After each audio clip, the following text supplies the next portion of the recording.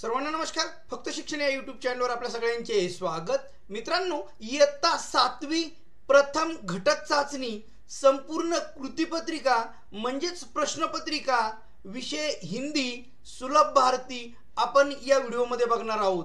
वेळ आहे 1 तास, एकूण गुण आहे 20 गुणांची 7वीची हिंदी विषयाची प्रथम घटक चाचणीची प्रश्नपत्रिका कृतीपत्रिका. विशेष म्हणजे संपूर्ण अध्ययन निष्पत्तीवर आधारित ही प्रश्नपत्रिका आहे. तर चला आपण सुरुवात करूया.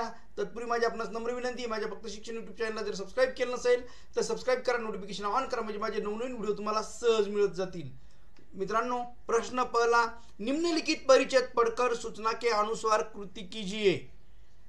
उत्तर लिखिए. एक है, परिच्छेद में आए 2 पंछियों के नाम. परिच्छेद में पंछियों के जो नाम आए उनमें से 2 पंछियों के नाम लिखना है. परिच्छेद देखिए, दादी माँ ने समझाया यहाँ से लेकर अंत भला तो सब भला यहाँ तक परिच्छेद है. और पहला प्रश्न है, परिच्छेद में आए 2 पंछियों के नाम. 2 पंछियों के नाम परिच्छेद पढ़ने के बाद देखो, टीनू और मीनू. और भी कुछ पंछी है, टीनू और मीनू. दूसरा, सीख किसने दी. सीख किसने दी. किसने सीख दी? तो सीख दी है दादी माँ ने. सीख दादी माँ ने दी है. प्रश्न पहला एक शब्द में उत्तर लिखिए. परिच्छेद से क्या सीख मिलती है और एक होते हैं परिच्छेद के अनुसार. परिच्छेद से सीख मिलती है एकता की, और एक होते हैं 11 परिच्छेद के अनुसार.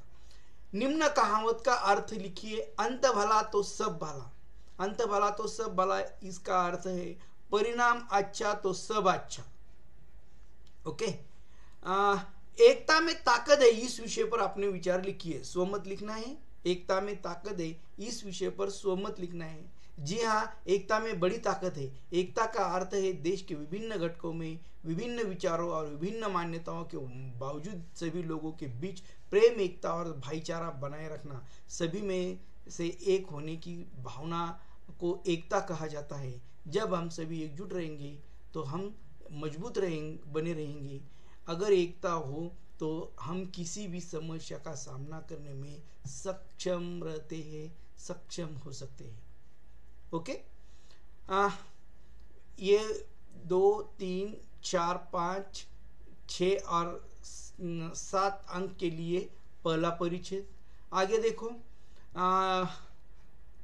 परिच्छेद पढ़कर गांव की परिच्छेद पढ़कर रिक्त स्थानों की पूर्ति कीजिए. ये गलती से यहाँ गांव की आ गई. परिच्छेद पढ़कर रिक्त स्थानों की पूर्ति कीजिए. 4 अंक के लिए. और परिच्छेद देखो, हालांकि कुछ परेशानियां अब भी वही की वही है. यहाँ से लेकर उनके लिए यहाँ काम धंधा नहीं है, यहाँ तक ये परिच्छेद है. और रिक्त स्थानों की पूर्ति कीजिए में पीने का पानी लाने के लिए दूर दूर तक डैश डैश पड़ता है. मेरे यहाँ विद्यालय तो है पर उनमें अवश्य डैश डैश नहीं है. डैश डैश तो हमारे गांव से बहुत दूर है और तुम्हारी दिन दुगनी रात डैश डैश उन्नति हो रही है. मित्रों, रिक्त स्थानों की पूर्ति कीजिए. उत्तर देखिए, पीने का पानी लाने के लिए दूर दूर तक जाना पड़ता है. जाना. मेरे यहाँ विद्यालय तो उनमें आवश्यक सुविधाएं, और महाविद्यालय तो हमारे गांव से बहुत दूर है महाविद्यालय. और यहाँ तुम्हारी दिन दुगनी रात चौगुनी उन्नति हो रही है. ओके. 4 अंक के लिए. परिच्छेद में प्रयोग किया हुआ मुहावरा ढूंढकर अर्थ लिखिए. परिच्छेद में एक मुहावरा है, वो ढूंढना है और उसका अर्थ लिखना है. दिन दुगनी रात चौगुनी उन्नति, है ना. तेज गति से विकास. तेज गति से विकास. ओके. विकास ये एक शब्द है. गांव की समृद्धि में ही शहर की खुशहाली शामिल है. इस विषय पर आपने विचार लिखिए. स्वमत लिखना है. मित्रों, यदि हमारे गांव समृद्ध हो गए तो किसान मन से मेहनत कर शहरों के लोगों के लिए अनाज उत्पादन करेंगे और शहर के लोग खाने पीने की चिंता छोड़कर केवल अपने कार्य पर ध्यान देंगे. ऐसा करने से एक देश की अर्थव्यवस्था विकास के पथ पर चलती है. यदि गांव में समृद्धि होती है तो शहर की खुशहाली बढ़ जाती है, क्योंकि शहर के लोगों को इस बीच चीज की चिंता नहीं करनी पड़ती कि उनके परिवार और उनके भोजन या किसी भी अन्य प्रकार की वस्तुओं का ख्याल कौन रखेगा.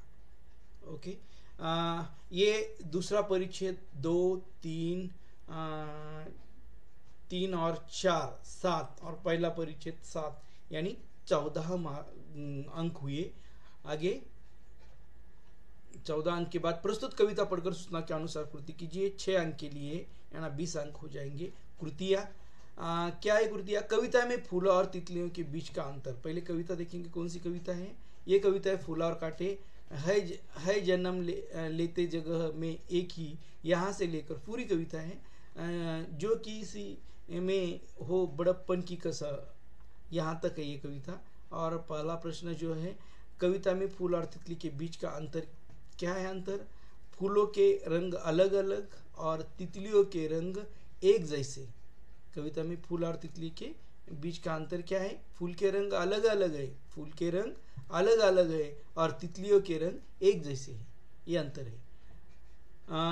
ये था 2 अंक के लिए। 2 नंबर, कविता में फूल और तितलियों को क्या संदेश दिया गया है? 2 अंक के लिए। तो क्या संदेश दिया गया है कविता में? संदेश दिया गया है फूल और तितलियों को यह संदेश दिया गया है कि सभी लोग अलग अलग है और अलग अलग तरह से जीते हैं, लेकिन सभी लोग को सम्मान और सम्मान के साथ व्यवहार किया जाना चाहिए।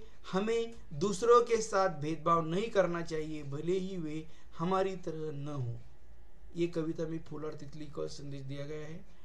तीसरा है, कविता से क्या सीख मिलती है? आपके विचार लिखिए, सो मत लिखना है। कविता से क्या सीख मिलती है? 2 अंक के लिए।